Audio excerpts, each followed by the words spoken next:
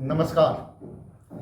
आप सभी पैक्स प्रबंधक बंधु को सूचित करना है कि इसके पूर्व में भी आप सभी को हम अवगत कराए हुए थे कि इस माह में यानी 30 अक्टूबर को पैक्स कर्मचारी संघ बिहार के बैनर तले राज्य स्तर पे धान अधिप्राप्ति रोकने एवं पटना में धरना प्रदर्शन करने के संदर्भ में 30/10/2023 की तिथि निर्धारित की गई थी। इस संदर्भ में कुछ संशोधन किया गया है और कुछ रणनीतियों में बदलाव किया गया है, जिसका कुछ अंश आप सभी के समक्ष हम बताने जा रहे हैं। हमारा यह प्रयास है कि राज्य के लगभग 50 विधायक से हर हाल में लिखवाएं। और आप सभी अभी देखे होंगे कि जो अभी दशहरा चल रहा था, जिसमें प्रतिदिन हम अपने गृह जिले बेतिया में सुबह 6 बजे निकलते थे और रात को 8-9 बजे आते थे और दिन भर मेहनत करके हमारे जिले में कुल 9 विधायक लोग हैं और 2 एमएलसी है, जिसमें से 7 विधायक एवं 2 एमएलसी यानी 10 माननीय लोग से हम लेटर पैड पर लिखवा कर मेल करवा चुके हैं और उस लेटर पैड को हम अपने पास ले लिए हैं। चूँकि माननीय मुख्यमंत्री के यहाँ अपर मुख्य सचिव सहकारिता विभाग एवं मुख्य सचिव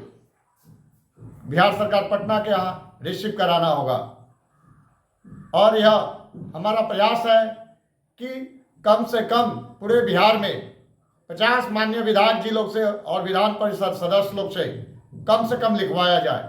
अपने आप में एक बहुत बड़ी उपलब्धि होगी और माननीय मुख्यमंत्री जी के संज्ञान में पूरी गंभीरता से आएगा और उनके द्वारा भी निश्चित तौर पे इसको गंभीरता से लिया जाएगा। चूँकि कहीं ना कहीं वे भी सोचने पर बाध्य होंगे कि आखिर कारण क्या है कि इतने विधायक पैक्स प्रबंधकों के बारे में लिख रहे हैं। चूँकि सरकार जो होती है या विपक्ष जो होती है या सांसद या विधायक जो होते हैं, ये वोट बैंक से ही डरते हैं, इसके अलावा किसी चीज़ से नहीं डरते हैं। तो निश्चित तौर पे माननीय मुख्यमंत्री जी भी इस पर सोचने के लिए बाध्य होंगे कि चूँकि आखिर कारण क्या है कि इतने विधान परिषद सदस्य लिख रहे हैं। और इसके साथ ही साथ वहाँ से अपर मुख्य सचिव सहकारिता विभाग के यहाँ जाएगा, मुख्य सचिव के यहाँ से सहकारिता विभाग के यहाँ जाएगा। तो इसलिए हमारा प्रयास है कि कम से कम 50-60 विधायक जी लोग से लिखवाए।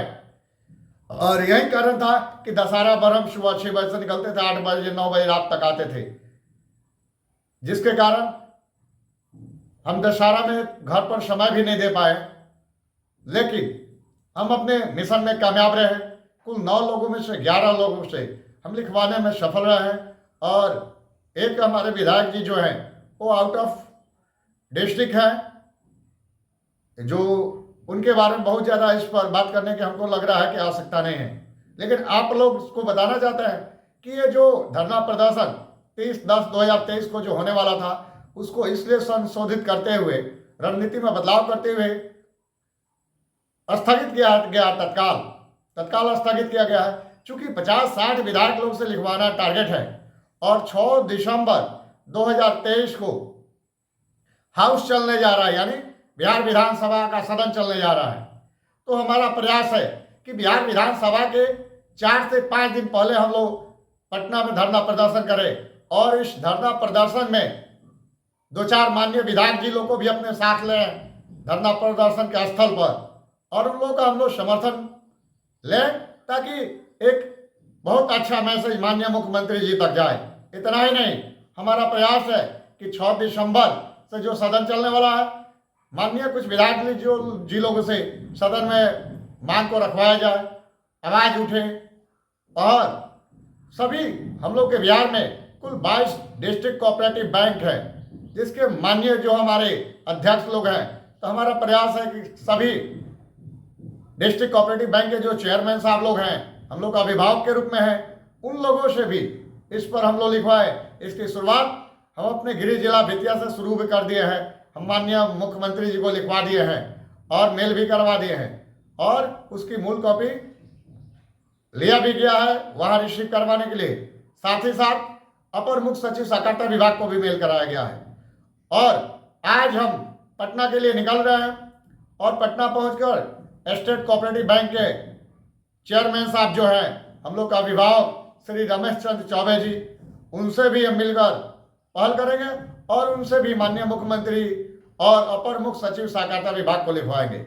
यानी हमारा प्रयास है कि बिहार के जो 22 कोऑपरेटिव बैंक के चेयरमैन साहब हैं उन लोगों से भी लिखवाया जाए, स्टेट कोऑपरेटिव बैंक के चेयरमैन साहब जो है उनसे भी लिखवाया जाए और माननीय विधायक जिलों से 50-60 की संख्या में लिखवाया जाए।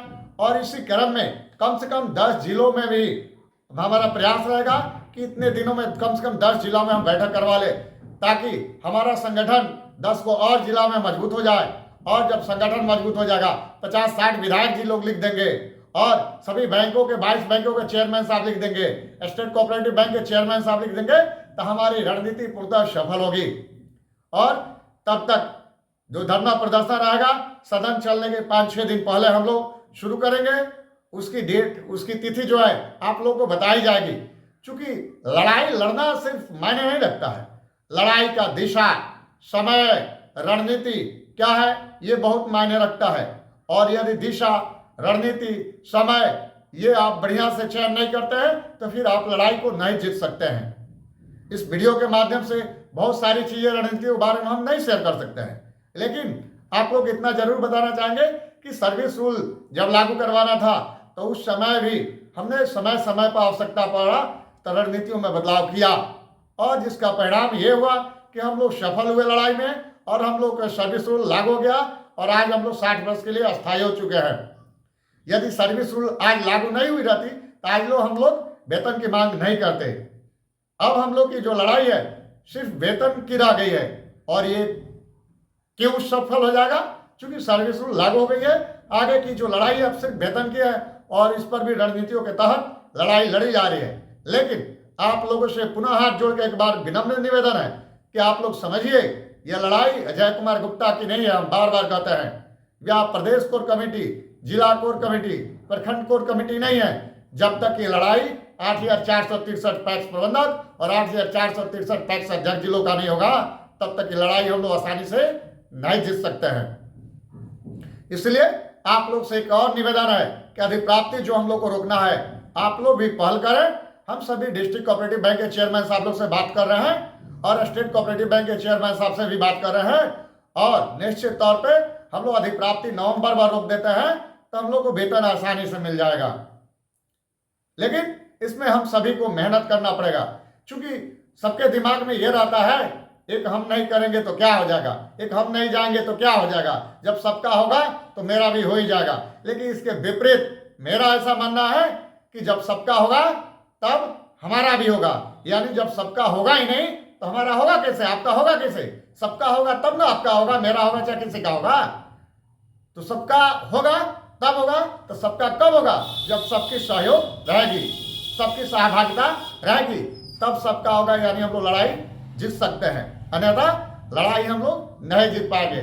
आप सभी देख रहे हैं कि लगभग 1.5-2 महीने से मेरी हालत क्या है, दवा खाकर तबीयत खराब रह रहा है, फिर भी हम काम कर रहे हैं। चूंकि ये लड़ाई लगातार लड़ना है, ये लड़ाई फरवरी तक चलेगी और फरवरी तक लगातार इसमें लगे रहना पड़ेगा। चूंकि हम प्रयासरत है जनवरी से फरवरी तक हम लोग को वेतन मिल जाए, चूंकि इसके बाद लोकसभा चुनाव है और आचार संहिता लागू हो जाएगा। और निश्चित तौर पर आप लोग से हम वादा करते हैं कि आप लोग साथ दीजिए तो निश्चित तौर पर इस लड़ाई को हम लोग जीतेंगे और वेतन प्राप्त करेंगे। लेकिन पूरे दिल से, तन मन धन से आप लोग का सहयोग चाहिए, और यदि आप लोग सहयोग नहीं करेंगे तो इस लड़ाई को हम लोग अकेले नहीं जीत पाएंगे। क्योंकि सबकी सहभागिता रहेगी तभी लड़ाई को जीता जा सकता है। इसलिए पुनः अंत में एक बार कहना है कि अब धरना प्रदर्शन की जो तिथि थी उसमें बदलाव करते हुए अगली तिथि आप लोग को बता दी जाएगी, और 6 दिसंबर से जो विधानसभा का सदन चलने वाला है उसके 4-5 रोज पहले हम लोग धरना प्रदर्शन करेंगे। आप लोगों से अंत में फिर एक बार यही कहना है कि धान अधिप्राप्ति रोकना है, इसमें सबकी सहभागिता जरूरी है। आप लोग अपने अपने अध्यक्ष जी लोग से बात कीजिए और संगठन को मजबूत कीजिए, प्रखंडवार बैठक करवाइए और अपने अपने जिलों में सभी माननीय विधायक जी लोग से आप लोग लिखवाइए और माननीय मुख्यमंत्री, अपर मुख्य सचिव को मेल करवाइए और उसकी हार्ड कॉपी यानी ओरिजिनल कॉपी आप लोग ले लीजिए और उपलब्ध करवाइए। और आप लोग भी मेल कीजिए माननीय मुख्यमंत्री जी को, हम भी मेल करेंगे और हार्ड कॉपी आप लोग उपलब्ध करवा देंगे तो माननीय मुख्यमंत्री के सचिवालय में हम जाकर रिसीव करवाएंगे। बहुत बहुत धन्यवाद।